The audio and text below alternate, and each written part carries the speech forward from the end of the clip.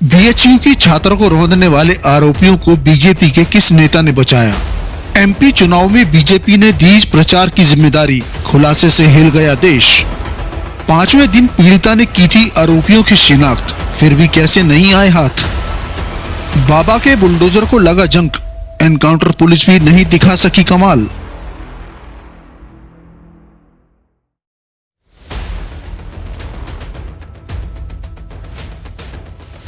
कितने शर्म की बात है, एक छात्रा के साथ बदसलूकी करने वाले आरोपियों का भाजपा से कनेक्शन निकला, वो भी छोटे मोटे नेता नहीं। पीएम मोदी, सीएम योगी, नड्डा और स्मृति ईरानी जैसे भाजपा के धुरंधर नेताओं के साथ इनकी फोटो सामने आ गई। अब सवाल उठ रहे हैं कि क्या भाजपा के किसी बड़े नेता ने ही इनको बचाया है, जिसकी वजह से पुलिस भी इनके ऊपर हाथ नहीं डाल सकी। दरअसल आईआईटी बीएचयू में बीटेक छात्रा के उत्पीड़न के तीनों आरोपियों को पुलिस ने गिरफ्तार कर लिया है। ये मामला 1 नवंबर का है। घटना के बाद छात्र छात्राओं ने जमकर धरना प्रदर्शन किया था, सरकार पर सवाल उठाए थे। सवाल ये था कि आखिर यूपी सरकार का रोमियो स्क्वाड कहां चला गया? कहां है बाबा का बुलडोजर, जो प्रदेश में अपराध पर नियंत्रण का दावा करता है और जुर्म करने वालों के घरों को गिराने में जरा भी देर नहीं करता। लोगों का कहना है कि सीएम योगी को अब इंसाफ करना ही होगा। छात्रों के दबाव में पुलिस दिखाई दे रही थी, सत्ता दिखाई दे रही थी। ये मामला पीएम मोदी के संसदीय क्षेत्र का था। ऐसे में कहा तो ये भी गया कि पीएमओ भी इस मामले पर नजरें बनाए हुए था और जो खबर सामने आई उसने सबको चौंका दिया। बीजेपी नेताओं के साथ आरोपियों की तस्वीरें सामने आ रही हैं। कहा यह जा रहा है कि जब बीएचयू में छात्र प्रदर्शन कर रहे थे तो उस समय ये आरोपी मध्य प्रदेश में बीजेपी का प्रचार कर रहे थे। घटना के तीसरे ही दिन ये तीनों आरोपी यानी कुणाल, सक्षम और आनंद उर्फ अभिषेक ने वाराणसी छोड़ दिया था। बीजेपी ने इन्हें मध्य प्रदेश में चुनाव प्रचार का काम सौंपा था। आरोपियों की तस्वीरें पीएम मोदी, पार्टी अध्यक्ष जेपी नड्डा, यूपी के सीएम योगी आदित्यनाथ के साथ तो पहले ही सामने आ चुकी थी। अब डिप्टी सीएम राजेश पाठक, केशव मौर्य, अमेठी की सांसद और केंद्रीय मंत्री स्मृति ईरानी, स्वतंत्र देव सिंह के साथ भी आरोपियों की तस्वीरें सामने आई हैं।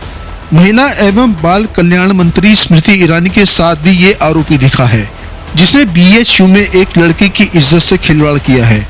मतलब आरोपी बीजेपी के छोटे मोटे नेता नहीं थे, उनके तार पार्टी के दिग्गज नेताओं से जुड़े थे। सत्ता का उनके सर पर हाथ था। बीजेपी के आईटी सेल के पदाधिकारी थे और शायद यही कारण था कि पुलिस उन पर हाथ नहीं डाल रही थी। इस वारदात के बाद पुलिस ने जांच में तेजी दिखाई। 5 नवंबर को पुलिस को बुलेट पर सवार इन तीनों आरोपियों का फुटेज भी मिल गया। पीड़िता ने इन तीनों आरोपियों के चेहरे पहचान लिए, गन पॉइंट पर वीडियो बनाया, लेकिन कार्रवाई में पुलिस की हिम्मत नहीं हो रही थी। इस बीच आरोपी बीजेपी का चुनाव प्रचार करते रहे। पार्टी एक के बाद एक जिम्मेदारी उन्हें सौंपती रही। जो मामला घटना के 1 सप्ताह में सुलझ जाना चाहिए था, उस पर कार्रवाई में 2 महीने लग गए, और वो भी इसलिए क्योंकि छात्रों का आंदोलन थमने का नाम नहीं ले रहा था।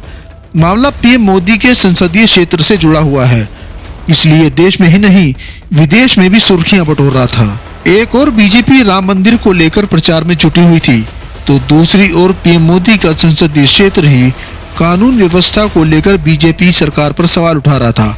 आरोपियों की गिरफ्तारी हुई, लेकिन ये नहीं बताया कि आरोपी बीजेपी से जुड़े हुए हैं। ये बात कांग्रेस के प्रदेश अध्यक्ष अजय राय ने बताई।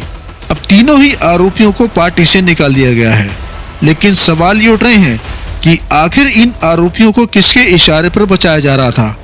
क्या सत्ता की शय पर बीजेपी से जुड़े इन तीनों ही युवकों को बचाया जा रहा था, जो पुलिस अजय राय के बयान पर कार्रवाई पर देर नहीं करती? वो पुलिस 2 महीने तक क्यों शांत बैठी रही? सवाल पीएम मोदी के संसदीय क्षेत्र का है। ऐसे में सवाल कुछ ज्यादा ही पूछे जा रहे हैं। ऐसे में यूपी पुलिस को इन सवालों के जवाब तो देने ही हैं। जवाब यूपी बीजेपी को भी देने हैं। अब बाबा के बुलडोजर को भी इंसाफ के लिए अब सामने आना चाहिए।